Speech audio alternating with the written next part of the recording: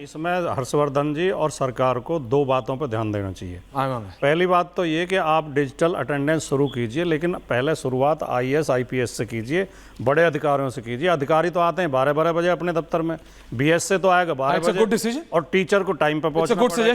दूसरी बात, आपने टीचर्स के ऊपर जितने बोझ लाद रखे हैं कि जनगणना भी टीचर को ही करनी है, मतदान भी टीचर को ही कराना है, रसोई में खाना भी टीचर को ही तैयार कराना है। अगर आपके और कोई कार्यक्रम होने जब आप सत्ता में थे तो आपने क्या चेंज किया? टीचर ही करेंगे।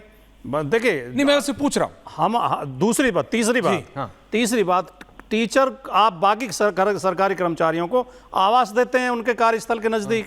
टीचर्स के लिए या तो आवास की व्यवस्था कीजिए, या उनके लिए यातायात की व्यवस्था कीजिए, या उनकी पोस्टिंग कम से कम उनके आवास से 1 किलोमीटर, 2 किलोमीटर, 3 किलोमीटर दूर कीजिए।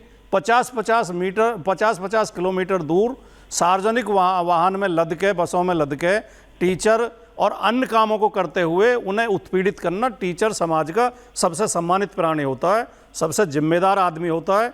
उसके भावनाओं का भी ध्यान करिए। हम व्यवस्था सुधारने का विरोध नहीं कर रहे, न करेंगे। हमने टीचर्स की जेन्युइन बात थी, उसका समर्थन किया है। क्या आप अध्यापकों पर विश्वास करना भी सीखिए। नहीं, मैं मना नहीं कर रहा हूं उसको, टीचर्स बहुत महत्वपूर्ण है, मैं इससे भी नहीं कर रहा हूं। अभी वो गुरु गोविंद दोनों खड़े, काके लागू, वो है, पुरानी हमारी संस्कृति है। कौन मना कर देगा इसमें से? आप बोलिए। हर्षवर्धन जी मना कर देंगे। शहजाद का लिंक दोबारा मैं स्काइप पे जोड़ने की रिक्वेस्ट कर रहा हूं अपनी टीम से। ऋषि मिश्रा मुझे बताइए, संजय मिश्रा जी आप बता दीजिए।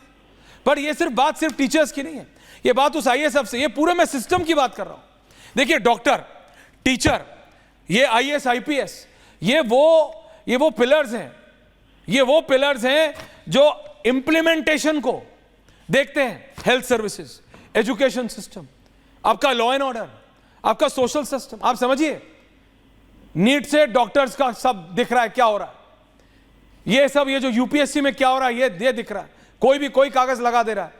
आप सोचिए, जिसके पास 44 करोड़ की प्रॉपर्टी है, कई 100 एकड़ लैंड है, वो इकोनॉमिक बैकवर्ड क्लास का सर्टिफिकेट कहां से आ रहा है और कोई चेक नहीं हो रहा है? हर्षवर्धन जी, सवाल है कि नहीं है? टीचर्स के साथ अगर कुछ गलत हो रहा है तो कौन देखेगा? देखना पड़ेगा सबको, क्योंकि इससे देश को नुकसान होगा, आने वाले 10 सालों को नुकसान होगा। संजय जी, आपका व्यू पॉइंट। और मैं रिक्वेस्ट कर रहा हूं, प्लीज शहजाद को जोड़िए। संजय जी बोलिए। संजय जी बोलो। जी ऐश्वर्य जी, बहुत बहुत धन्यवाद। हाँ जी, बहुत बहुत धन्यवाद मेरे पास आने के लिए। हाँ बोलिए। मैं ये कहना चाह रहा हूँ सर कि जब से मैं आपके डिबेट देख रहा हूँ, जिसमें आपातकाल से लेकर और शिक्षा पद्धति से लेकर हर चीज़ों पे बात हुई है, और आपके जितने भी विद्वान लोग यहाँ बैठे हुए हैं, वो आज भी केंद्र में जो 10 साल से सत्ता में बैठी हुई सरकार है, जो तीसरी बार सरकार बनाने का रिकॉर्ड बनाया है, उससे सवाल पूछने के बजाय आज भी विपक्ष पे सवाल कर रहे हैं। जो उत्तर प्रदेश में 2 बार से अखिलेश यादव जी बाहर हैं, लेकिन हमारे त्रिपाठी जी को सवाल किस पे उठाना? अखिलेश यादव पे और समाजवादी पार्टी पे उठाना है। इसी तरीके से देश में नेहरू को कोसते ये 10 सालों में सत्ता चलाई, और तीसरी बार भी ये सरकार नेहरू के नाम पर चलाना चाहते हैं। तो मैं ये सिर्फ इतना कहना चाहता हूं कि नेहरू जी ने 15-16 साल शासन किए, इंदिरा जी ने भी तकरीबन देश में 15-16 साल शासन की। उनसे सवाल पूछे जाएंगे 75 साल बाद, 70 साल बाद। लेकिन आज के डेट में, आज की जो स्थिति है, आज की जो मांग है, आज के वर्तमान सरकार से सवाल नहीं पूछे जाएंगे, जबकि तीसरी बार की सरकार हो गई। इनकी कोई जिम्मेदारी है? इनकी कोई नैतिकता है इस सरकार के पास? और सबसे अहम सवाल, ऐश्वर्या जी, ये सवाल मेरा आपसे है, क्योंकि बीजेपी वाले बोलेंगे नहीं, ये तो डिस्कनेक्ट हो रहे हैं। आप देख लीजिए, इनके प्रवक्ता बार बार ये जा रहे हैं। आपसे सवाल ये है मेरा कि प्रधानमंत्री जी का वो स्पीच बता दीजिएगा मुझे, जो पिछले 11 सालों में 5 मिनट कभी प्रधानमंत्री जी ने शिक्षा पे बात की हो, स्वास्थ्य पे बात किया हो, बेरोजगारी पे बात की हो, और महंगाई पे बात की हो। परीक्षा पे चर्चा हो गई, आप कह रहे हैं शिक्षा पे, जो इन्होंने रिकॉर्ड बनाया था। आप पॉलिटिकल ब्राउनी पॉइंट्स की बात नहीं, हर्षवर्धन जी, बात यहाँ पॉलिटिकल ब्राउनी पॉइंट्स की बात नहीं है कि अगर राहुल गांधी जी ने बात की तो क्या बात की, प्रधानमंत्री मोदी ने 5 मिनट किस पे बात की, 15 मिनट अब उस पे बीजेपी। अभी भाई शहजाद को प्लीज जोड़ेंगे आप स्काइप पे या किसी पे। हर्षवर्धन जी मैं कह रहा हूं, अब वो बोलेंगे कि प्रधानमंत्री नरेंद्र मोदी, राहुल ने भैया शिक्षा पे तो चर्चा की है, परीक्षा पे चर्चा की है, मैं उस बात पे नहीं जा रहा हूं। मैं कह रहा हूं सर, इंप्लीमेंटेशन क्या हो रहा है? टीचर्स 6 लाख हैं, जा रही हैं 6,000, इसका मतलब कौन बाकी करेगा? सारे बच्चे विपक्ष बिना करेगा। टीचर के पढ़ रहे हैं ना, इम्प्लीमेंटेशन तो पढ़ रहे हैं ना।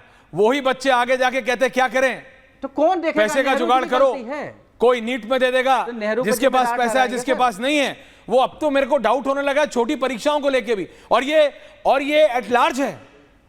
ये मेरा सिर्फ पर्सनल नहीं है, ज्यादातर लोगों को हो रहा है हर्षवर्धन जी, कि यार जब नीट जैसी परीक्षा में जिसके ऊपर इतने चेक्स होते हैं, इतने काउंटर्स होते हैं, वहां ऐसी गड़बड़ी हो सकती है, तो जो दूसरी परीक्षा है जो स्टेट कराते हैं उनमें क्या हाल होगा, उनमें क्या हाल होगा। उसके ऊपर से सोने पे सुहागा ये आ गया आईएएस अफसर मैडम का, इन्होंने कागज गलत लगाया है, 6-6 बार मेडिकल टेस्ट नहीं करवाया, फिर भी मैम क्लियर कर गई हैं, फिर भी सारी चीजें हो गई हैं। कोई मतलब सर 44 करोड़ की प्रॉपर्टी, कई 100 एकड़ जमीन, केस है, और वो इकोनॉमिक बैकवर्ड क्लास में, कैसे?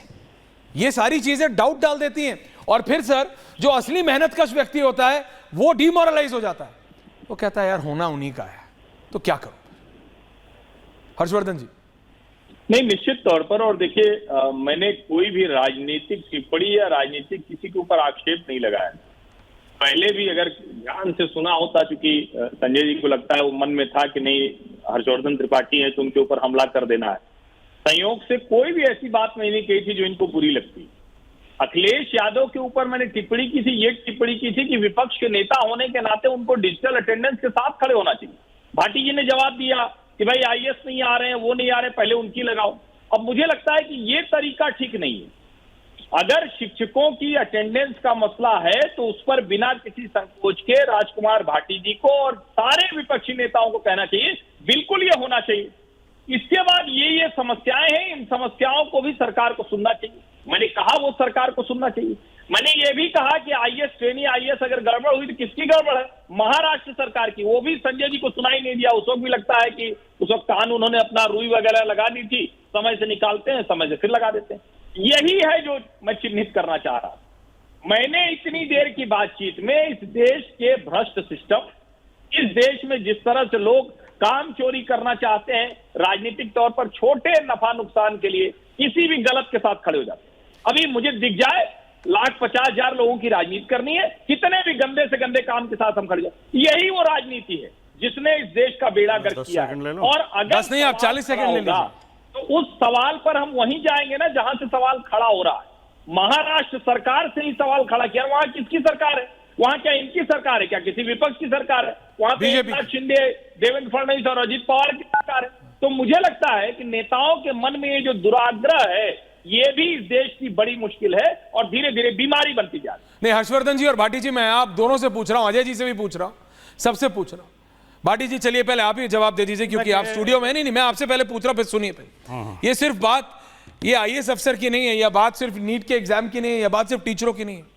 कहीं से हाईवे निकलना होता है, और ये यूपी एमपी वालों को सबसे पहले पता है। एक नेक्सस है, जैसे गैंग होते हैं ना, जैसे गैंग होते हैं वैसे ऐसा एक पूरा सिस्टम चलता है, गिरोह है।